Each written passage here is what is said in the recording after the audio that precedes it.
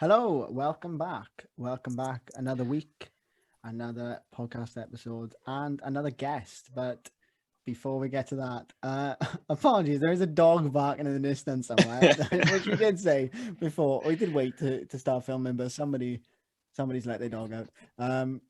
But anyway, before we get into introducing the guest, as always, my name is Sam. I'm back.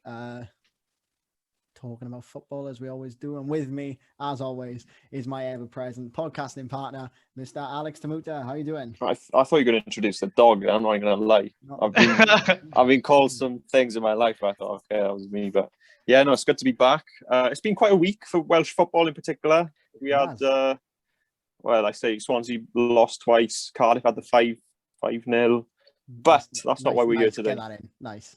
We had to slip it in quick before we start talking. But that's not why we're here today. We said, we have got a special guest. We'd like to introduce him. We have got the football explainer with us, who is big on TikTok. That's where we found him. We have got a TikToker on board, ladies and gentlemen. Who would have thought? Yeah, and it's not Addison Ray. It's better. It's better because he knows. I appreciate it. I can do the dance moves for you.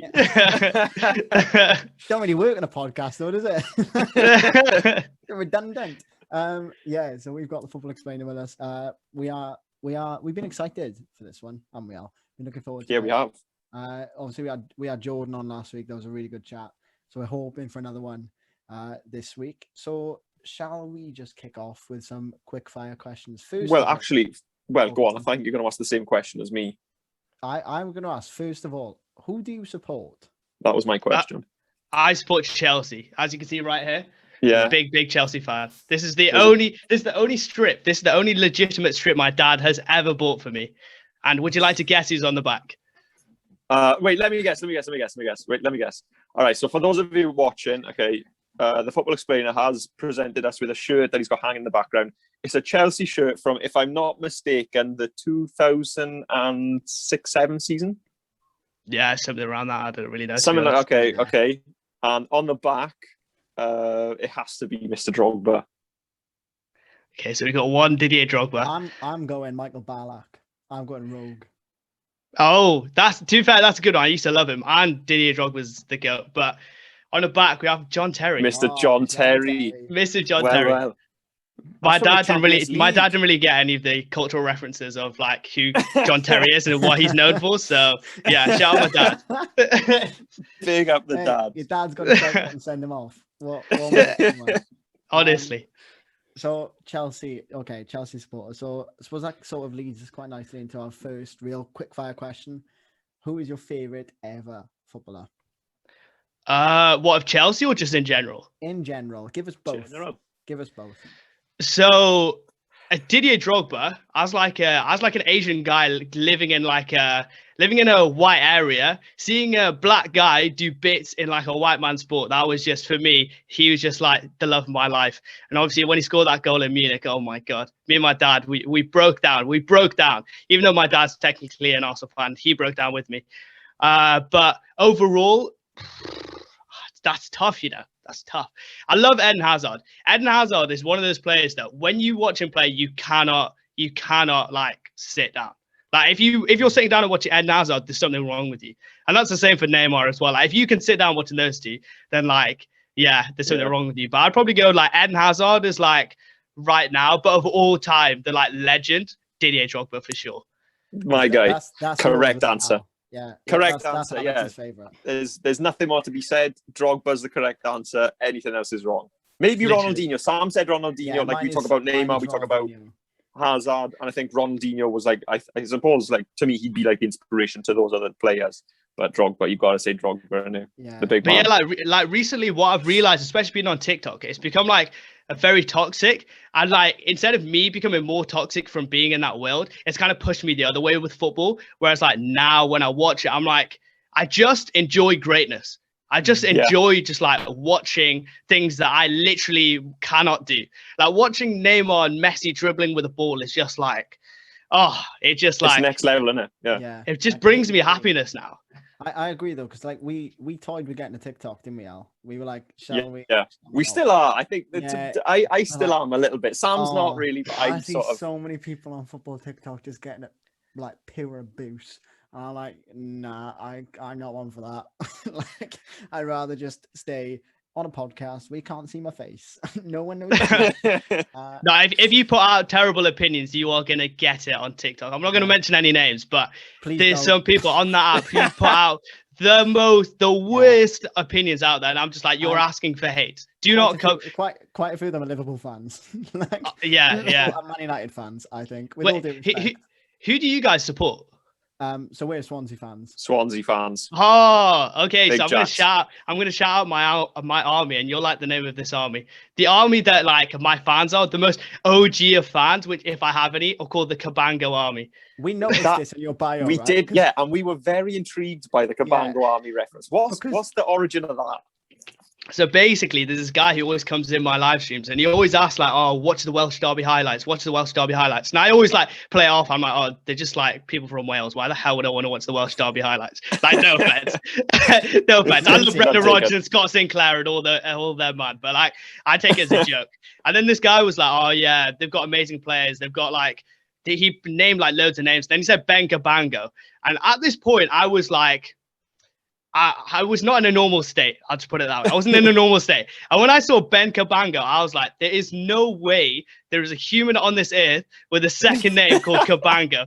And I was like, I was dying. I was absolutely like in fits. And I Googled it and I was like, Ben Cabango, this is a real person. And then like his name, his dad's name on Google is literally just one word. It's just Paulo. I think Paulo it's just one word. And I'm like, you're such a legend. One, your name's Ben Cabango, and your dad only has one name.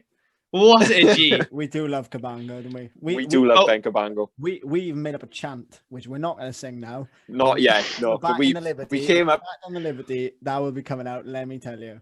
Straight from KFC car park, let me tell you that. But when I watch him play, though, like I don't know if this guy's being serious because he always says, "Oh, he's going to make it in the Prem. He's going to make it in the Prem." But when I watch him, like he looks like he struggles to run, like not even like on a banter thing. Like he actually looks like he struggles to run. Yeah, he is big. He's physical, or like I suppose, like we've watched a lot of him now, and I just say I absolutely love that we've got a Swan. We've got a guest on who's not the Swans fan for the first time. We were petrified. We were going to get a Swansea fan on again. Yeah, we got into such depth talking about Swansea. Yeah, and we're still talking about Swans. Cracks me up. Yeah. I rate him personally. Like he's no Joe Roden for me. Like he's not quite that sort of level, but I think he's got potential. I think he's got potential. But shall we? Keen to move on from Swansea because that seems to be our favourite topic. Favorite manager, Mr. TFP? Of all time or like currently right now? Both. Well, why not? I will say right now it's probably like seeing this doesn't answer your question, so I'm not being a guest here. But like when Lampard left, he's technically now. When Lampard left, that hurt me. That really did hurt me as like on a human level. But to answer your question, my favorite manager of all time, like it's hard to look away from Chelsea because obviously like I'm a Chelsea fan. Conte was good, pretty decent. The football was a bit dead though. Like everyone always gassed up, oh, we were great under Conte, but the football is actually like terrible. Like was terrible. Gus Hiddink, I think he's just such a mean manager. He came in like twice as an interim, and the game, like he came in the second time after Mourinho, and I think it was the first game was against Sunderland. I know it was against Sunderland. I don't know why I was thinking about that, but like his first game against Sunderland, I don't think I've seen more liquid football at Chelsea Football Club than that one game in 2015-16. So Gus Hiddink would probably be up there. But like, if I'd say overall, like I can't go anywhere apart from Mourinho. Like I wanted to hate him when he was at Tottenham, but I can't. I literally cannot hate the man when he's at Mourinho. Like I want him to. I hate Tottenham, but I want Harry Kane and Jose Mourinho to win titles. Like it's weird because I'm like kind of rooting for Spurs to win the Carabao Cup final, but because of my love for those two men, Harry Kane and Jose Mourinho. We put this question out on our Instagram the other day. Do you think then that Jose Mourinho is outdated? Because I think he's hugely outdated. And I don't think anymore he can be classed as a top manager, personally. I don't think he's outdated. I think that narrative is just like it's become mainstream, so people just believe it. But like when you're seeing like what he's still doing, like at Man United, he was still playing decent football. He got them to second in the league, like after Pep Guardiola. Like, Pep Guardiola came in and took over the Prem. Like, he took over the Prem, and he was still second. Like I think Liverpool were fourth and Chelsea were third that season, and he was decent then. And then at Tottenham, like they did play like okay football last year. Like they did play decent football, but like I wouldn't say he's outdated, but because recently he has changed it up a little bit, like especially his treatment of the players. Like he, after the Zagreb game, he said, what did he say? Yeah, he was like, oh yeah, it's my team. These were my mistakes from my team, my mistakes. And he was like putting it all on himself. And so I still think he's got like a bit left to give, but like because of his attitude, and I don't think there's many places after Tottenham that he can really like go. But I still do think if you put him in at like a Real Madrid, a Barcelona, he would dominate. Like he's just that good. Do you know what I'd love to see him back at Porto? Yeah. Absolutely love to see him back at Porto. Can you hear the rain? For crying out loud. Dogs, rain, hail. I mean, this is a nightmare. Is it snowing like in your end? Yeah, pretty much. Hail. I think it's just ice falling from the sky at the moment. Because today it was like 4 p.m. and literally it just started hailing outside, and now it's like sunny as like any other day. And I'm just like, what's going on? Honestly, what is going on? I love this guy. I love this guy so much. I love you, man. You fit right in because we go off on tangents all the time. We do. All the time. No, right. All right. Favorite stadium.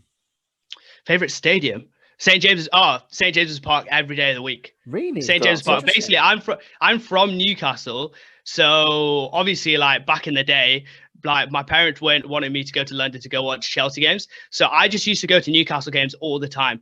And sitting in the Gallowgate corner, in the 2015-16 season, when was this? Yeah, 2015. Rafa Benitez, I think he was the manager then, and we beat Tottenham on the last day 5-1.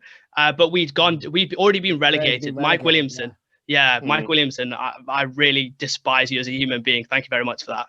But like, but that game, Tottenham versus Newcastle, like that, I can't describe the atmosphere. Like you guys probably gas up the Liberty Stadium, but St. James's Park on that day was just like, that was the place to be. That was the place to be. St. James's Park is the one stadium. Well, two. I want to go to the Emirates just because of how, the whole look of it. But St. James's Park is the one stadium I want to go to if we ever get a chance. Yeah, when you go, make sure to go in the Gallowgate corner. Always ask for the Gallowgate corner. If you're going to go and get it on match day, just say, yeah, can I get tickets in the Gallowgate corner? And if they say no, don't go. Honestly, because you want to go there and you want to have that feeling. You really want to have that feeling straight away. I'm assuming that's the equivalent of the East Stand then, down the Liberty. Yeah, would be ours. Yeah. Probably not as noisy though. So that kind of leads us to the. Well, go on. What were we going to say? I was just going to quickly ask, in a word, are Newcastle staying up? Oh, I didn't want you to ask me this. I really didn't want you to ask me this. In a word, yes or no? Yes. Ooh, big call. Yeah, well. Yeah, I think Fulham are like the only real team they're fighting with is Fulham, right? But like Newcastle do this weird thing where they will play terrible football for like months, but then they'll go on like a 3-game win streak and then they're like 15th in the league. They did this last year. They were like playing with relegation, and they won like 5 of their last 8 or something, and then they finished 13th. And Mike Ashley will just look at that at the end of the season and be like, "Oh yeah, Steve Bruce is amazing." In reality, Steve Bruce is the worst manager in the league. Like by a good mile, he's the worst manager in the league. And if Newcastle get relegated, it's down to Steve Bruce and Steve Bruce only. But yeah, let's hope. Fingers crossed they don't get relegated. Best game you've been to? Presumably it's the one you've just spoken about, but if it's not, please tell us otherwise. The Newcastle Tottenham game was probably the best, but if I had to give you another one, I'd probably go for Chelsea Tottenham in the Carabao Cup semi-final. When I was there, it was in like the 2018-19 season. It was like my first year of uni, and I started going to loads of Chelsea games. And I'd like accrued enough points to go to the semi-final, and I was like, wow, I get to go see like Chelsea versus Tottenham, a big game. And that day was amazing. I think we won on penalties, but Kante scored a goal like right down the other end of the pitch, and he nutmegged like 3 players. I remember seeing that and being like, wow, this is incredible. And seeing Eden Hazard in 18-19 was a true joy to watch. So if I had to go for like a second best game, I'd probably go for that Chelsea-Tottenham game. Fair. As long as Tottenham lose, then I suppose. Honestly, if Tottenham lose, I'm a happy boy. Like I hope as soon as Kane and Mourinho leave Tottenham, I will have full hatred again. Right now, I'm like, I want Kane to kind of do bits. I want Mourinho to win something. But like, as soon as they go, I hate Tottenham like passionately again. Okay, let's sort of move on to the next bit of questions. What is your earliest football memory? Probably earliest football memory. These are some good questions, by the way. You should do more of these podcasts. Thank you very much. No, it's not like we do it. Like it's not like we do it every week, is it? But earliest football memory, I'd probably say watching ESPN Classics in my like front room. And I remember. Do you remember watching ESPN Classics? We all lived the same life. Oh, we just did. We all actually have, haven't we? Basically, I remember that day. Like basically, I've got an older sister, and like my older sister was like the king for me. She was like that sounds mad, but like she went like you know when you have an older sibling, you like idolize them when you're like a really little kid. Like that was me basically. And I remember I was watching the Chelsea Middlesbrough I think it was Chelsea Middlesbrough in the 97 FA Cup final. But like, obviously ESPN Classics, that was a classic. So they played that. And my sister came in and she was like, oh, who's winning? I was like 4 at this time, by the way, for some context. And she goes, oh, who's winning? And I said Chelsea. And she goes, oh, I support Chelsea. And I was like, so do I. And that's basically how I support Chelsea. So technically, that's the long story. But in the short story, if someone goes, oh, why do you support Chelsea? I'll just say, oh, family, innit? But in reality, it's because my sister's a little glory supporter. So, good answer. But yeah, that's probably my earliest memory. Apart from that, maybe like I remember like 07, 08 getting my first Newcastle kits. That was a good memory as well. So probably those two. Cool. I like them. Biggest high as a football fan. Shockingly, it's not the Champions League win. Shockingly, it's not the Champions League win. But biggest high. Okay, let me think about this one. Probably going to actually one of them will probably be going to Stamford Bridge for the first time. I went in 2018. Yeah, it was like the first 2 months of uni, and actually like. The fact that I'd like idolized Stamford Bridge for years, like I'd idolized Stamford Bridge for like what 10, 12 years, and then actually getting to walk through the like turnstiles and actually look up, I felt like a little kid. So that's probably like one of the best highs. Going to Wembley, that was pretty nice. Biggest high though, probably like I don't want to sound like a broken record, but that 15-16 game against Tottenham was just like electric. Like everyone was. When I tell you, right, nobody was watching the game. No, not one person in that stadium, apart from the Tottenham fans, were watching the game. And even when it went to 4-1, they probably like turned away. But everyone was singing to Rafa Benitez, like, Rafa Benitez, we want you to stay. And he was like trying to be professional, trying to like organize the players and stuff. But then every like 5 or 10 minutes, he'd like wave at the fans. He'd like not look, but he'd like wave. He'd be like, yeah, I acknowledge you. So like that day was just like, I will never ever forget that. So probably that would probably be like my biggest high. I rate that. I'll try and steer away from that moment for the next few questions. I'll stay away from that moment. I think it's just so hard not to remember that. I think our next question might automatically steer you in the opposite direction. So we've had your highest point. What's been your lowest point as a fan? Ooh. When Chelsea lost to Leicester in 2015. December 2015, I was at like some charity event helping out, and this is in St. James's Park, and in St. James's Park, they have like loads of TVs, and basically we set up the event. So me and a couple of my boys were just watching the game, and we would go in every so often to watch the game. And I remember the 3rd or 4th time I went out to watch the Chelsea-Leicester game, Riyad Mahrez had just turned Azpilicueta inside out and just scored like one of the best goals of the season. And I was just like, I remember seeing that and just being like, it's over. Like, I remember watching that as like a 15-year-old, honestly, just being like, yeah, Jose Mourinho, he's finished now. Like, he's done. Yeah, wasn't you that think his he's last finished? game? Say that again. Wasn't that his last game for Chelsea? I think so. Yeah, I think so. I remember. But as that. in, like, Yeah. watching that was just like, that was just so painful. Watching Riyad Mahrez turn Azpilicueta into a fidget spinner and just putting it top bins. I was just like, yeah, Jose Mourinho's done here. Like, he's actually done out. So yeah, I'd probably go for that. So we've had worst point, highest point. What's on your bucket list? Football wise. Football, yeah, not I want to see jump the off a Great plane Wall or of anything like that. China. Yeah. As far as football goes, what is on your bucket list?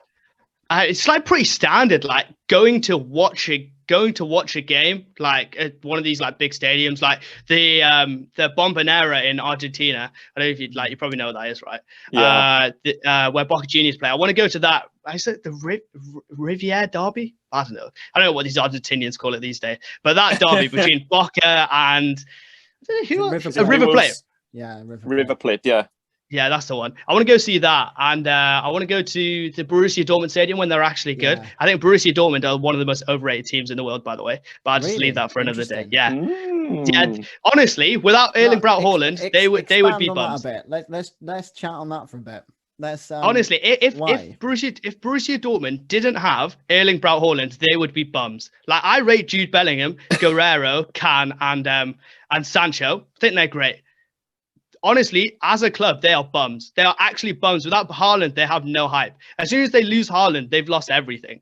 Like, they're so overrated. The last time they did anything in the Champions League was like 8 years ago. And people always go, oh, Borussia Dortmund, dark horse for the Champions League. It's like, when was the last time they did anything? When? I think in 96 when Paul Lambert was cutting up there? No. Like, that was like 25 years ago. Get over yourself. And I feel passionately about this point that Dortmund are so overrated. They're so overrated in the Champions League. I love the passion. Honestly, yeah. I can see City completely turn them inside out this week in the Champions League. Yeah, I'm looking forward to watching that. This goes out.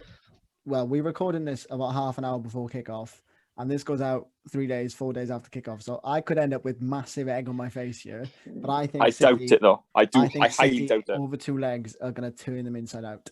I really do. I can certainly see your point about Dortmund, but I think Dortmund's problem is they're a selling club, and the buyers are always Bayern Munich. So if Haaland doesn't go to Bayern, if Jude Bellingham doesn't go to Bayern, if Xhaka Sancho doesn't, they'll go abroad. That's just their nature. They're a selling club. I find Arsenal are kind of the same now. They're kind of a selling club, and they'll buy players like Lacazette. Okay, Lacazette, he was good in France. Aubameyang was good. Again at Dortmund, he went to Arsenal, but then, do you know what I mean? They're not quite the club they were. So yeah, I can certainly see your point, to be honest with you. But what are your guys' predictions for tonight's games, like Real Madrid, Liverpool, and Man City, Dortmund? Then see now this has got real potential for me to look like a mug, because this goes out. Me too.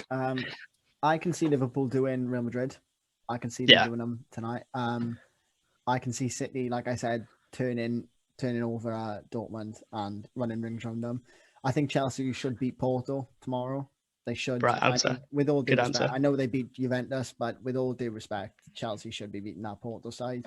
And who's the other one? PSG. It's PSG Bayern. PSG Bayern. It's got to be Bayern. Surely, there's no better team in the. It depends on whether Mr. Mbappe turns up. Yeah, and obviously Robert Lewandowski's injured for Bayern. Varane and Ramos are out for Real Madrid, so like change the whole complexion of the Champions League basically. Lewandowski being out is huge. I think that's bigger than any. I think that's bigger than Van Dijk being out for Liverpool. Really? I do. Personally, yeah. I mean, I'm with Bayern. Like the vast majority of their goals come from Lewandowski, and like who comes on for him? Choupo-Moting. Yeah. Like, there's no strength. His agent has got to be by far and away the cleverest man in football. Honestly, how he's done that, I'll never know. For me, I think Bayern will win. I think Chelsea will win. I'd be quite sad for Porto, to be honest with you, but I think Chelsea will win. City, easy win, and the only difficult game to call, to be honest with you, would be the Liverpool game. I think the problem with Liverpool and Real Madrid are they're sort of teams that are like limping kind of thing, they're like wounded animals. But I'd probably go for Madrid simply because I don't like Liverpool. Yeah, that's my only reason, to be honest with you. I rate the logic. Right, shall we move on with the questions? I like this question. I've really enjoyed asking this question both times we've had guests on. Who or what is your football guilty pleasure? Ooh. Guilty pleasure. Oh.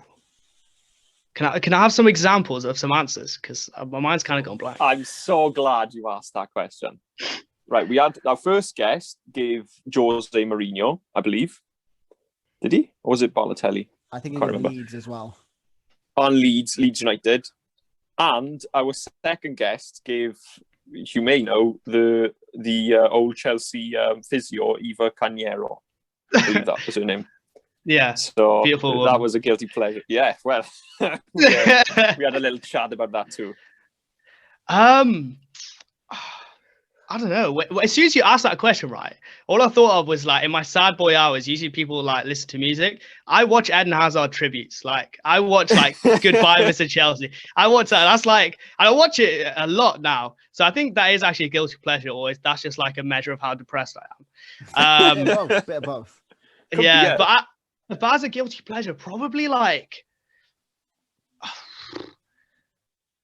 don't know. Actually, you know what? Is it a guilty pleasure? No, actually, it is. It is because I don't tell anybody about this. I always check the Sunderland scores. I always check the Sunderland scores to make sure that they don't make it out of League One. I always watch to make sure they're not making it coming out of League One. Yeah. I'm that person that's like, my team would never concede if I was in the room. So I'm like, as soon as Sunderland know that I'm watching them, they'll lose. They'll automatically not go up. See, I always keep an eye out for the Cardiff score as well. Yeah. I don't know what you are. To be fair, so always keep an eye on Anthony. Right up top, I have to get it out of the way that they did lose 5, but even though we lost to Preston and to Birmingham on Friday, I just had to get it out there. They did lose 5-1, so I can, very well said. Make sure that Sunderland stay in League One. Loki, I really find it. But Loki, I really want to see a Tyne-Wear derby because I remember 15-16, amazing season. As I keep on going on about it, but like I remember watching like Mitro score ahead in the Gallagher end and some random like hooligan jumping on the pitch and celebrating with him. And sometimes I reminisce over that, and I'm like, I miss that. Like I want to see that again, and we haven't seen that now for like 5 seasons. And low key, we might get it next year in the Championship. So like that's not something I want to happen, but if it does happen, I don't mind. It's almost like a silver lining. I felt like that when we went down, because we'd had sort of one derby in the last 8 years really when Cardiff were up for the season. We were both there, but the season we went down. See, when went down, they went up, and then they came straight back down because obviously, and then we had that derby because the derby we went. Or did you come to the? You didn't. I didn't. Were you there? I was when I say the atmosphere, by far and away the best atmosphere, I'm sure I read somewhere that when Ben Wilmot scored that header, that somewhere something happened and the noise created like the same sort of vibration as like an earthquake, and we were on the Richter scale in that particular area of Swansea. All my life, it was amazing. There was limbs everywhere. People were flying all over the place. My mate nearly ended up in like row A, and we were in row ZZ. It was crazy. Can I ask though, like, I always like Swansea, like Brendan Rodgers, Scott Sinclair, like the OGs, right? And I even like Gylfi Sigurdsson. Gylfi Sigurdsson was pretty cool. And the fact you got 50 mil for him, just like bravo, like, honestly, bravo. With that, no. But as in, like, how did you guys, like, where did it all go wrong? Honestly, where did it all go wrong? I can pinpoint that. We can pinpoint that. Yeah, we can pinpoint that with about 2 6 American weeks. owners. Yeah. It was we had a big takeover from this American consortium because of various reasons that we won't get into onto this discussion. We've had a lot of allegedly. A lot of allegedly, a lot of maybes, ifs, buts, and all that. But they took over, and then one thing led to another. They ended up sort of scratching the back of one of their mates called Bob Bradley. You may remember him. Red Barbally. Yeah, exactly. And that was, as we've said many times, probably the worst 6 weeks of our life. Yeah. But because you like stayed up like one season. I remember, like, was it Paul Clement? Paul Clement kept you up. Yeah, somebody when was that? When was that? 16, 17? 17, 18, I believe. And then 18, 19, we went down. 19, 20, 22. Oh, was it? I can't remember. You might be right. Yeah, he's right. Yeah. You are right. Because Because I remember Tammy was there for a bit. Tammy Abraham was there he for a was, bit. yeah. Dreadful for us. He wasn't great for us. Dreadful at all, for us but then- as well, mate. Don't worry. Yeah, we well, all know to the be feeling. fair, he's your top scorer.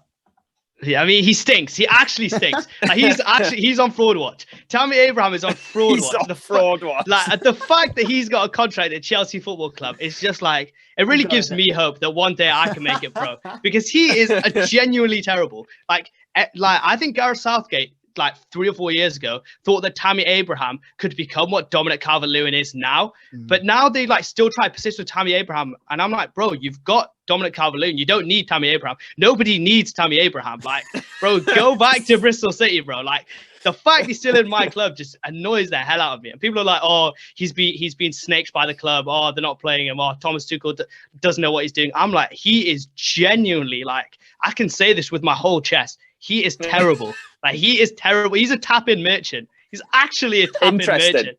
Very interesting, because I think all of the goals he scored when he went on loan to Aston Villa the next season, because he was with us in the Premier League, then he went on to Villa, and I think all the goals he scored were from inside the box. Yeah. I don't think he scored a goal from outside of the But box. he's not that type of player that to score 20 yards. Yeah. 30 I mean, yards, you know, but fair I get it, enough. but it's in like it's not like he's scoring tap-ins in the clutch. Like, he's scoring tap-ins against Sheffield United, mate. Like, it's like my nan could score tap-ins against Sheffield United, and she's in a wheelchair. Like, it's not gonna like it's not hard. To be fair, like, he scored some good goals last year. Like, his hat-trick against Wolves was very good, but apart from that, like, you can't have Tammy Abraham as your starting striker in the Prem. no, Like, I I'm completely not agree. having it. Not if you're agree a with top you. 6 side anyway.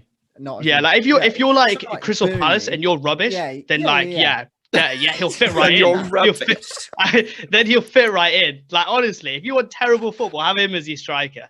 The fact he's playing above Giroud just annoyed the hell out of me. I'd take him as Swans now. I'd take him No, as you Swans. wouldn't. No, you wouldn't. Well, Don't say that. Don't say Nah, that. Don't mate, say that honestly, because you mate, if you'd seen us this season, I stick would. Ben Cabango up front. Honestly, I'm not having it. I'm not having it. Well, Tammy Abraham is not going pro. Tammy Abraham is not going pro. Oh. I can't.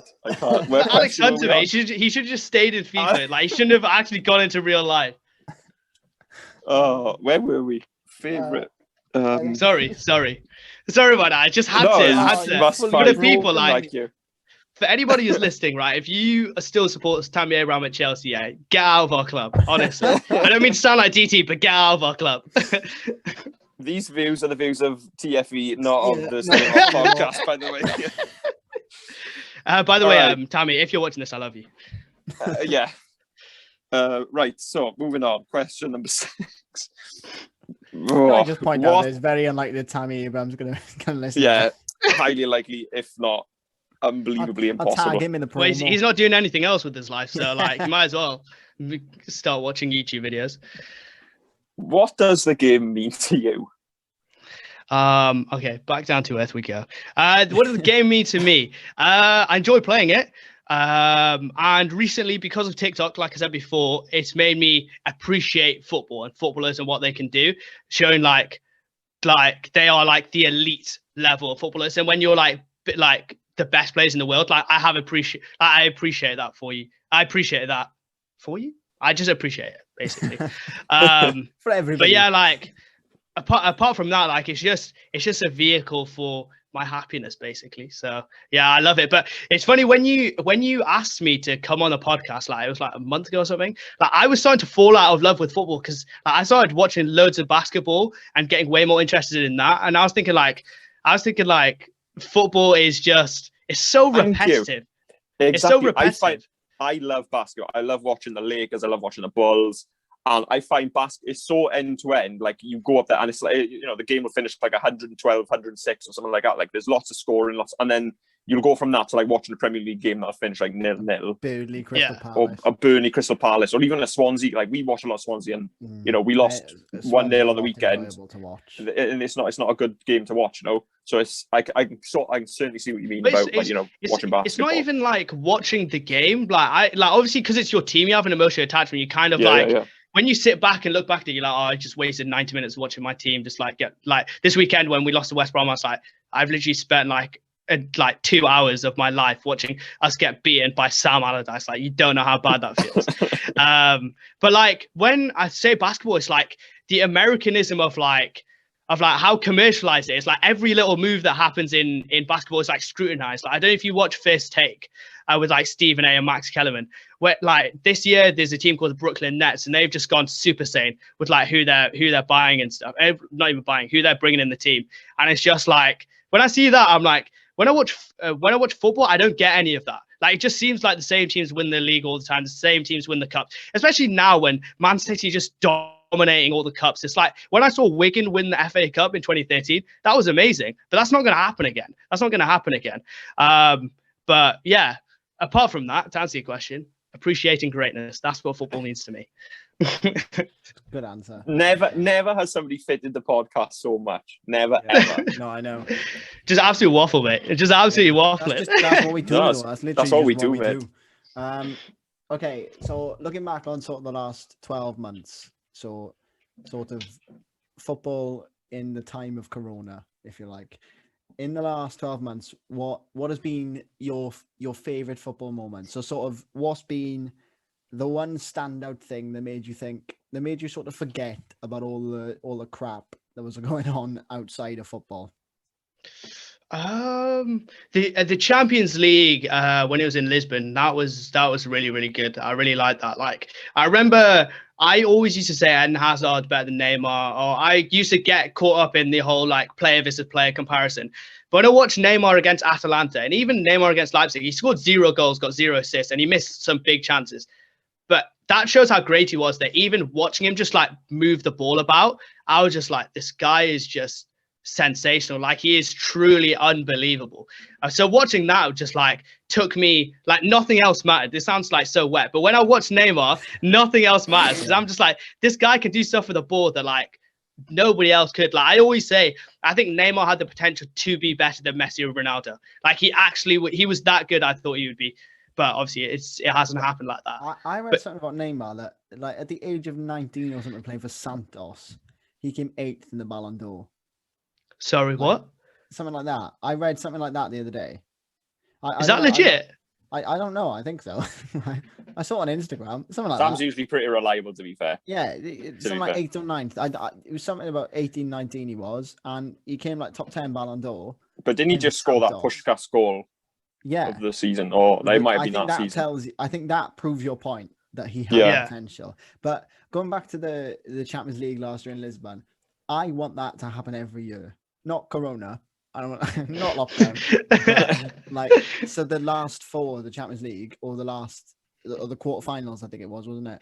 I want that to be a mini tournament every year. Yeah. Like, imagine just one leg, neutral venues, 8 teams. I think that's a better idea. Perfection. I enjoyed it, but like when I think of like Liverpool, Chelsea, Anfield, and Stamford Bridge, when I think of like Arsenal, Chelsea, Barcelona, anything involving Chelsea at night time in the Champions League knockout rounds, just like that's something that I would love to do. That's something I would love to go watch. You ask me about my bucket list, that would genuinely be on my bucket list to watch Chelsea in the knockouts of the Champions League, actually playing well and actually having a chance to go through to the Champions League like semis or finals. So like from an outside perspective, like I enjoyed it because Chelsea weren't involved, like it being in Lisbon. But if my team's in it, I want to be there. Like I want to be there at my stadium rooting for my team. But I did think it was good. I didn't think it was good. And I called it. I said everyone was giving me crap when I said that RB Leipzig would beat Atletico Madrid. And they were like, oh, you don't know what you're talking about. Oh, Atletico are amazing. Oh, João Felix, all this, that, and that. And I was just like, when they won 2-0, I was like, who's your daddy, huh? Who's your daddy? Yeah, I called this. And you all laughed at me. You're not laughing now. You're not laughing now.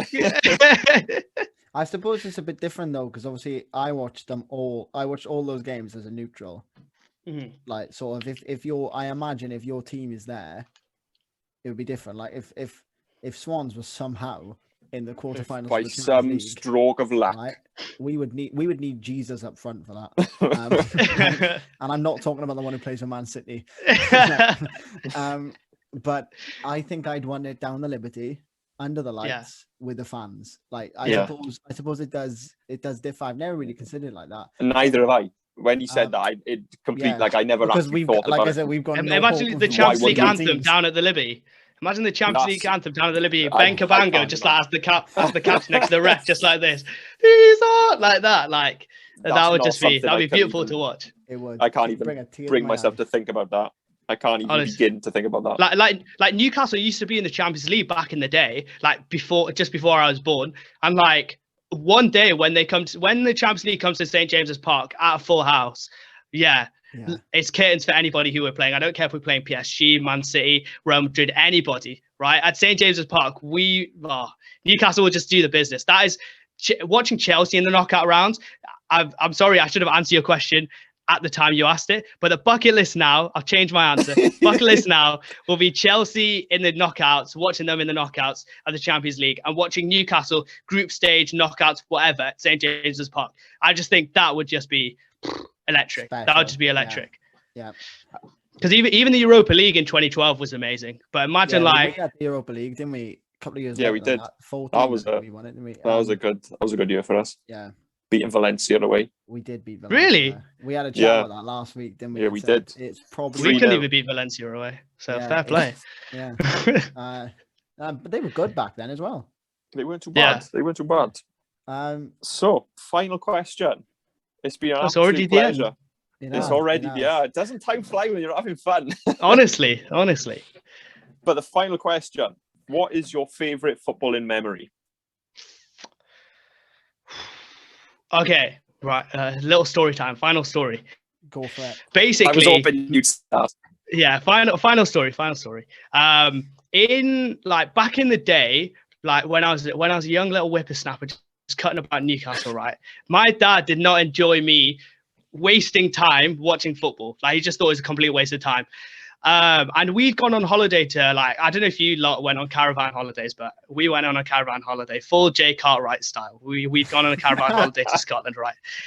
And we were in Scotland at the time. And basically, I remember the day of the Champions League. I was 12 years old for some context. And we'd just gone to some castle.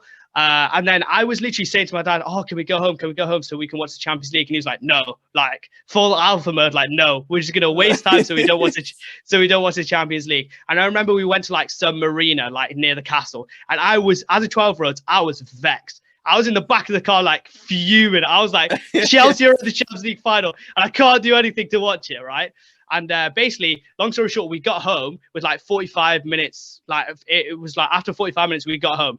And I went to the caravan and the TV wasn't working. And I was like, this can't be happening. So I've sprinted to like the little reception down the bottom of the caravan site. It's like half a mile. But for me, at 12 years old, that didn't matter. Chelsea were in the Champions League final. I need to get there. And I was just like, my TV's not working. My TV's not working. And the guy was like, I remember the guy behind the desk was just like, okay, cool. Like I'll come and fix it. Like he's so blasé about everything. And so he's hopped in his little van, and I was like, "Oh, can I come inside?" And he was like, "No." I said, "But it's like me as a 12-year-old, I didn't realize like why he was saying no to this." But I was just like, why you being like this? Like I've just ran so far. And he's basically, I've gone back to the TV, and he goes, "Yeah, the TV's broken." So I begged my dad, and by this point, by all this is done, 90 minutes is over. I've not seen the Drogba header. I don't know what's going on. Oh. I've literally said to my dad, "Oh, please, like I've been begging, please, can we just go watch it in like the pub there?" In the like reception. And like me as a Muslim, like obviously my dad's never taken me to a pub before ever, and somehow he took me. So like in hindsight, I really appreciate he took me. So Dad, I love you. Papa, I love you so much for doing that, right? And as we were driving up, like we were listening to it on the radio on my dad's Nissan Note, right? And it started cutting out, and it was the Robin penalty. I don't know if you remember, like in the 105th minute, Drogba tripped up Robin, and it was the Robin penalty. And as we were driving into the reception, it started cutting out. So I didn't know if Robin had scored or not. And I was just like, this is real, by the way. And I was like, this can't be happening. This actually cannot be happening. So I ran inside, ran to the pub, and everyone's celebrating. I look at the score and it's still 1-1. And I was just like, Alhamdulillah, right? And I was so happy. I was so happy. And basically, like, it's ran down 15 minutes. I do not remember the last 15 minutes of extra time, but we got to the penalties. And basically, it got to Ashley Cole's penalty. I think it was still like level. And I remember a Scottish woman just screaming, going like, "Do it for Cheryl! Do it for Cheryl!" And I remember that vividly. I remember that more than the Drogba pen, right? And like, Ashley Cole has scored. And then basically, Bastian Schweinsteiger missed. And I was like, oh my God, like, oh my God, we are going to do this. We are going to do this.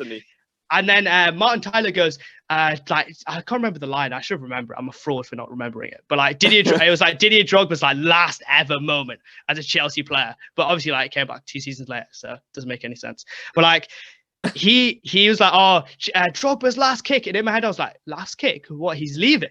And I was just like, what? Like, how have I missed this? How's Drogba leaving? And then he scores, and I was just like, vamos! Like, we won the Champions League. Like, we won the Champions League, and like, we stayed for the whole celebration and stuff. And so, yeah, that, when I think about that makes the Champions League final more special to me. Rather, in hindsight, I'd much rather that than me just being at home and then just like watching the Champions League in my front room. Like, that for me makes me be like, I don't want Chelsea to win the Champions League ever again. I want that to be the moment. I want that to be the pinnacle. So yeah, for me, I love little stories like that though, because Sam's got his own. Yeah, for the playoff final, they were all in the stadium. I was in France. Yeah, I was on holiday in France. And you gave this one to Weber last week, didn't you? Yeah, I did. Yeah, it was like a playoff final day. I ended up like I thought that's not going to be on anyway. I went into this tiny little pub. There were 3 or 4 Reading fans sat at the front, and I was like, "Oh, it's on!" So I literally watched us get promoted in France, and I think I wouldn't have changed that story. I would have preferred to be there than in the stadium. Yeah, 100%. Yeah, because it's like what it means to you, innit? Like, now you're going to tell that story to like your kids who are going to be little Swans fans. You'll be like, I remember when we beat Reading at Wembley. Yeah. Well, quality coming on. Absolute quality. I've really enjoyed this one. It's been a good one. Thanks for having me, guys. We really appreciate it. Do you want to have like 30 seconds, plug your like socials, whatever? Follow me on TikTok, The Football Explainer. I'm not going to be posting on there till June, but when I do, it will be okay again. YouTube, I'm going to be starting like posting more on there. I'm The Football Explainer on literally everything. Twitter, actually not on Twitter, on YouTube, TikTok, and something else. But basically YouTube, TikTok, and Twitch. Yeah, so follow me in all those places. But yeah, apart from that, thank you very much for having me on. Yeah, we've really absolute enjoyed it. pleasure. Thank you for coming out. It's been a pleasure. As for you guys listening, we will be back next week with a Q&A episode. So our Instagram is @SendHimOffPodcast and our Twitter is @SendHimOffPodC1 because the handle was too long. Don't ask. Don't ask. I didn't know. So slight oversight on my part. Get in touch with your questions, and we'll answer them. No matter how wacky your questions, we will have a go at answering them next week. But we'll see you then. That's it from us today. Have a good weekend. Enjoy your football, and we'll see you next week. Take care. Bye.